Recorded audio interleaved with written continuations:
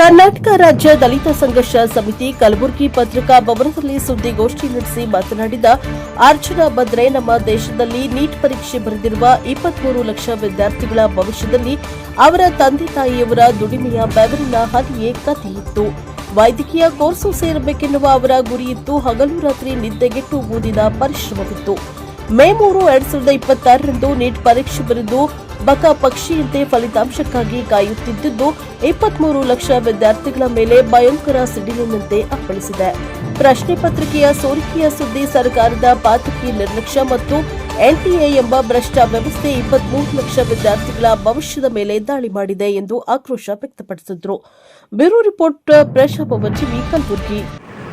ಅವರು ಯಾವ ಸಂಘ ಸಂಸ್ಥೆಗಳಿಗೆ ಸಂಬಂಧಪಟ್ಟಿರ್ತಕ್ಕಂಥವ್ರು ಇದ್ದಾರೆ ಮತ್ತು ಈ ಸೋರಿಕೆ ಆಗಲಿ ಅವರ ಪ್ರಮುಖ ಪಾತ್ರ ಏನು ಅಂತಕ್ಕಂಥದ್ದು ಇವತ್ತು ದೇಶದ ಜನರ ಮುಂದೆ ಆಳುವ ಸರ್ಕಾರ ಹೇಳಬೇಕಾಗಿದೆ.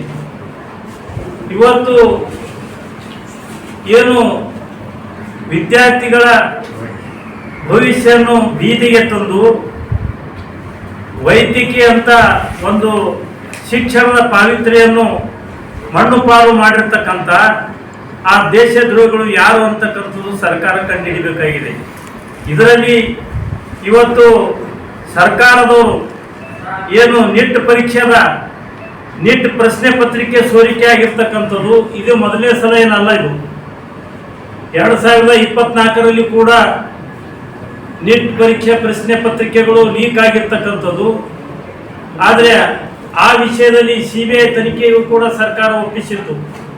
ಆದರೆ ಅದು ಮುಂದೆ ಆ ತನಿಖೆ ಯಾವ ಮಟ್ಟಕ್ಕಾಯಿತು, ಅದ್ರ ಮ್ಯಾಗ ಯಾರು ಲೀಕ್ ಆಗಲಿಕ್ಕೆ ಏನಪ್ಪ ಅಂದರೆ ಕಾರಣಕರ್ತರಾಗಿರ್ತಾರೆ ಅಂತಕ್ಕಂಥದ್ದು ಇಲ್ಲಿ ತನ ಯಾರಿಗೂ ಗೊತ್ತಾಗಿಲ್ಲ, ಯಾರ ಮೇಲೂ ಕ್ರಮ ತೆಗೆದುಕೊಂಡಿಲ್ಲ.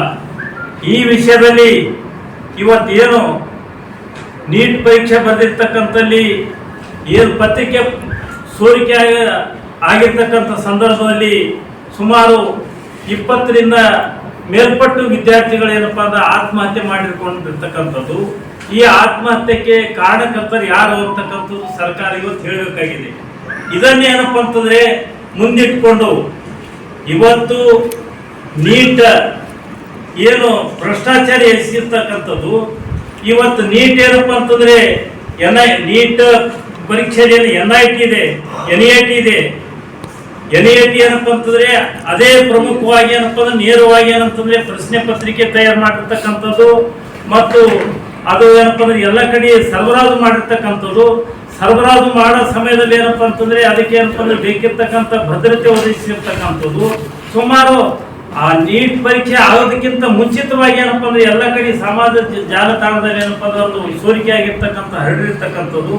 ಇದಕ್ಕೇನಪ್ಪ ಅಂದ್ರೆ ಇವತ್ತು ದೇಶದ ಭವಿಷ್ಯವನ್ನು ಬೀದಿಯಲ್ಲಿ ಮಾರಾಟಕ್ಕಿಟ್ಟಿರ್ತಕ್ಕಂಥ ದೇಶದ್ರೋಹಿಗಳು ಯಾರು ಅಂತಕ್ಕಂಥದ್ದು ಸರ್ಕಾರ ಇವತ್ತು ಕಂಡುಹಿಡಿಯಬೇಕಾಗಿದೆ. ಈ ನಿಟ್ಟಿನಾಗ ಇವತ್ತು ಏನು ವಿದ್ಯಾರ್ಥಿಗಳ ಏನು ಭವಿಷ್ಯದ ಜೊತೆ ಚೆಲ್ಲಾಟ ಆಡಿರ್ತಕ್ಕಂಥ ಏನು ಇವತ್ತು ಸರ್ಕಾರ ಇದೆ, ಈ ಸರ್ಕಾರದ ವಿರುದ್ಧ ದಂಗೆ ಇದ್ದಿರ್ತಕ್ಕಂಥದ್ದು ಇವತ್ತು ಬರೀ ಏನಪ್ಪ ಅಂತಂದ್ರೆ ದೇಶದ ರಾಜಧಾನಿಯಲ್ಲಿ ಜಂತರ್ ಮಂತರ್ ಅಲ್ಲದೆ ಇವತ್ತು ರಾಜ್ಯದ ರಾಜಧಾನಿ ಆಗಿರ್ತಕ್ಕಂಥ ಫ್ರೀಡಂ ಪಾರ್ಕ್ ಆಗಿರ್ಬೋದು. ಇದು ಚಳವಳಿ ಏನಪ್ಪ ಅಂದ್ರೆ ಇವತ್ತು ಜಿಲ್ಲಾ ಮಟ್ಟಕ್ಕೆ, ತಾಲೂಕಾ ಮಟ್ಟಕ್ಕೆ, ಹೋಬಳಿ ಮಟ್ಟಕ್ಕೆ ಏನಪ್ಪ ಅಂತಂದ್ರೆ ಇವತ್ತು ಗ್ರಾಮ ಮಟ್ಟದವರಿಗೆ ಈ ಚಳವಳಿ ಕೊಂಡೊಯ್ಬೇಕಾಗ್ತದೆ. ಈ ನಿಟ್ಟಿನಾಗ ಏನಂತಂದ್ರೆ ಇವತ್ತು ತಪ್ಪಿಸ್ತಾರೆ ಯಾರ ಆ ತಪ್ಪಿಸ್ತರ ಮೇಲೆ ಕ್ರಮ ಆಗಬೇಕು. ಇವತ್ತು ವಿದ್ಯಾರ್ಥಿಗಳ ಬದುಕಿನ ಜೊತೆ ಚೆಲ್ಲಾಟ ಆಡಿರ್ತಕ್ಕಂಥ